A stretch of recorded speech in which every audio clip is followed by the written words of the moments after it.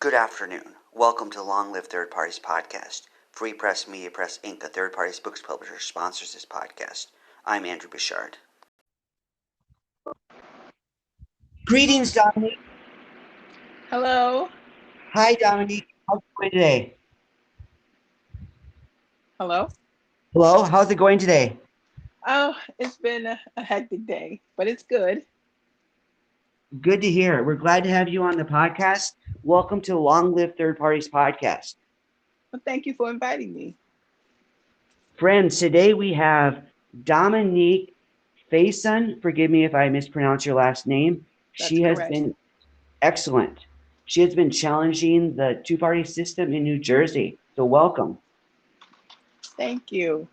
Let's get started by, if you want to give us an introduction to yourself and how you got involved in the Green Party. Okay, well, for me, it just became very personal. I was just sitting back watching how things were the people were being failed. For me, I have been in situations where I was homeless with 5 children. And I kept seeing how, quote unquote, things were slipping through the cracks. And I kept just seeing as one president after another, nothing was getting better. All these failed promises. So I said to myself one day, I know so much about the homeless situation. I know so much about the school system where they're dropping the ball. And I know many people that I've spoken to about, their issues and their problems with the system and where it's going wrong. So I had started reaching out to people, trying to get answers, nothing, no return calls. I was just pushed to the side. And that just really started getting under my skin. So one day I just literally made it up in my mind. I said, somebody has to step up and with genuine intent and be the voice of people like me. So here it led me to the Green Party because I said to myself, now, mind you, I grew up in a Democratic household. And I was just seeing for myself as a grown woman how all these years they were failing us. And it's just time that they introduce something else. Because as you can see, the two-party system is not working.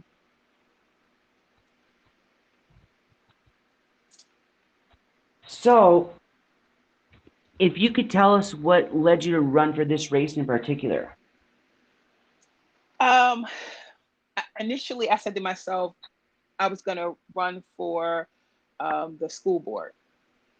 And then I said to myself, that's literally not big enough. So I contacted the Green Party. I was, throwing ideas out there about which section I should run for that would get the biggest attention.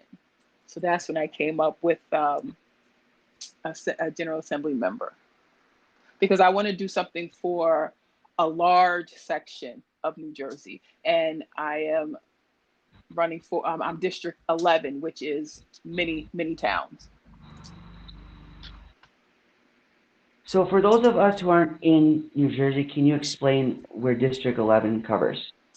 Let's see, it's Asbury Park, Neptune, Long Branch, Red Bank, Eatontown, Tinton Falls, Colts Neck.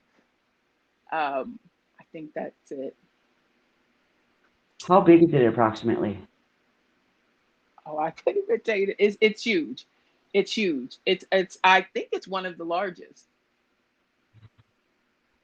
Okay, It's so it's a big huge. size. Yeah, it's a big one. It's a big section.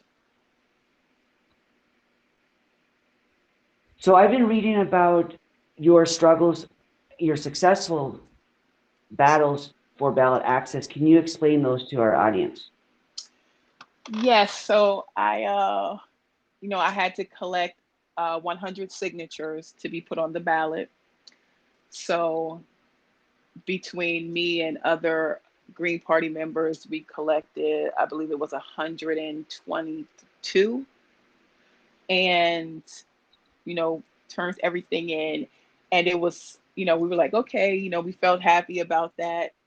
And then literally the day the last day that they could challenge my petition, I got an email. I was sitting in my car. I got an email at exactly 1:30 saying that my petition was challenged and I had to be in court to defend it at 9:00 a.m. And I at first I was like, because I'm new to all of this, I was like, oh my God, like I didn't expect that.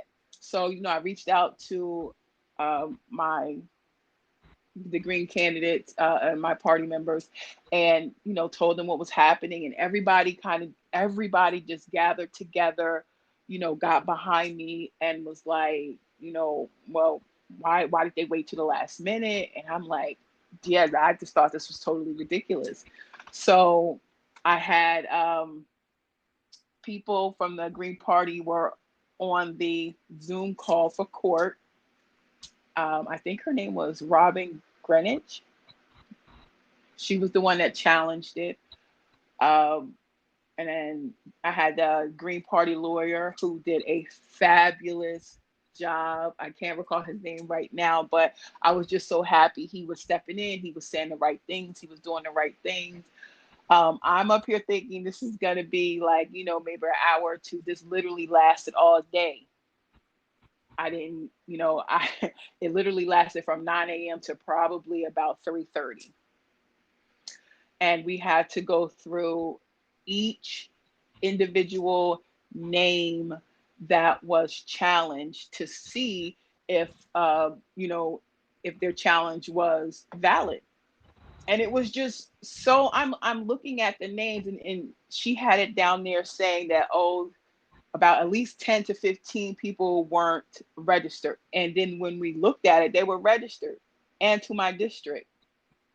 And then they tried to challenge the handwriting, which kind of backfired on them because when we went and looked at the signatures matched.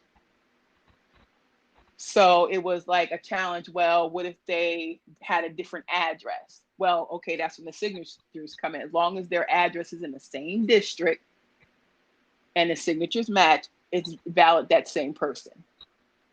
So after all of this, the judge was like, I came out with 103 names, and I was just ecstatic. I really was. I was like, oh my God, this was, to me, that was a sign like, Dominique, you are doing the right thing. You're on the right track. Congratulations. That's exciting. Thank you. We're glad you made the ballot. That's awesome. Yes, I'm very happy about this. So what are the campaign issues? What is your campaign platform? Well, mainly it's about housing and the homeless, because it's and the programs that need funding.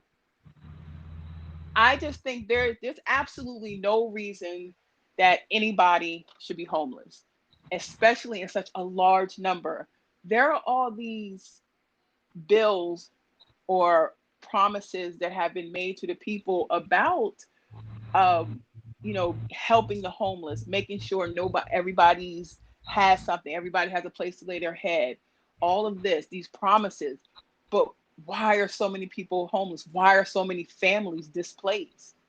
It's like I feel like, having talked to many people in this situation, it's like the government is they don't care. That's what I feel. I feel like so many people are fighting against it. But my thing is why are they fighting against it? So that's what I'm here to shake up. Why are you fighting against it? If you have these laws telling you, well, you're supposed to have this affordable housing in this area, and then you come out and people come out to fight it, It doesn't matter if they fight it. If it's mandated and you're told you need it, get it done and do it. But it's being overlooked in a lot of places. So I'm here really to not just win the seat, but shake things up. So what would you plan to do to to solve the homeless issue? Well, that's what I've been working on now, because I said to myself, what's the solution that needs to be put out there that they're not doing? First of all, so I've been looking into the policies that have towns that were supposed to have towns have affordable housing and why they're not there, to tackle, okay, well, let's push the people that's supposed to um, you know, enforce these laws. Let's get under their skin. Let's shake it up. Let's tell them, why isn't this there? We voted for you. We put you in. You said you were going to do this. Why aren't they there? Why aren't they there? Why are more people homeless now? And I really think that, like, programs like Family Promise, or I was just introduced to one called Shelter Force. I believe that's the name of it. These programs, if they're funded right, these could be the steps, the transitioning from taking people off the street, taking families off the street, giving them a structure, and then transferring them into stable housing. There's plenty of empty buildings just sitting around. Why can't they be funded and fixed up and made for affordable housing? The bottom line here is they don't want it. So I'm here, like I said, to challenge all of that, because there's plenty of things that can be done. Like I said, empty buildings, fix them up, give them to people who need to live in it. So basically, you see that the solutions are out there, but the current political establishment doesn't have the will to implement those solutions. Absolutely, absolutely. And I mean, the bigger picture here is, why don't they want to? Why don't they want to? I mean, I know I'm not the only one, that there's plenty of people I've spoken to that have been fighting this ongoing battle for a long time. And why are they getting shut down? There needs to be somebody in place to push to get things done.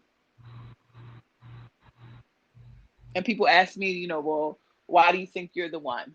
It has to be somebody.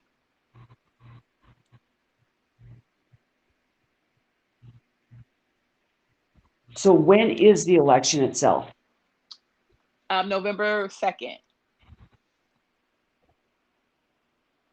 So people who want to help your campaign out, how can they do that?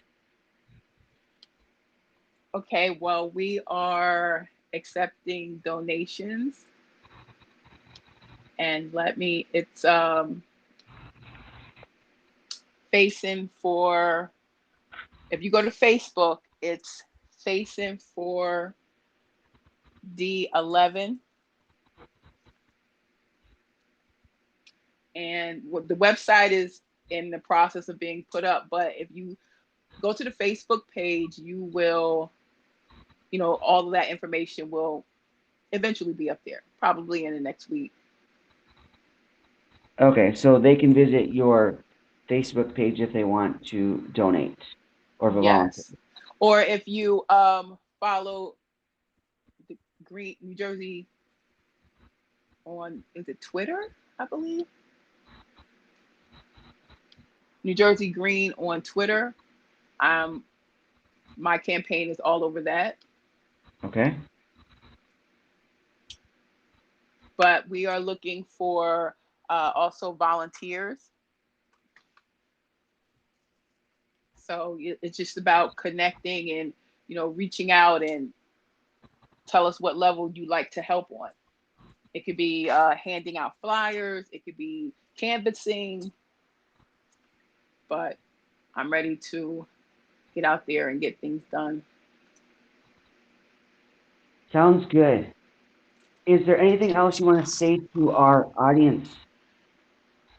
Uh, I would definitely like to thank the Green Party for having my back.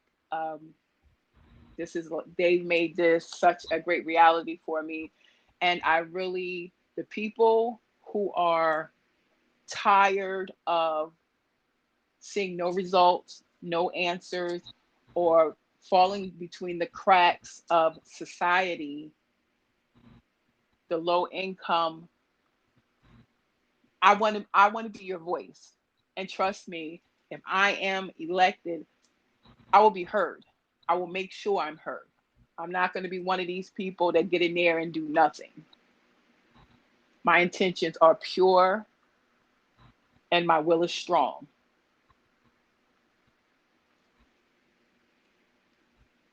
Excellent.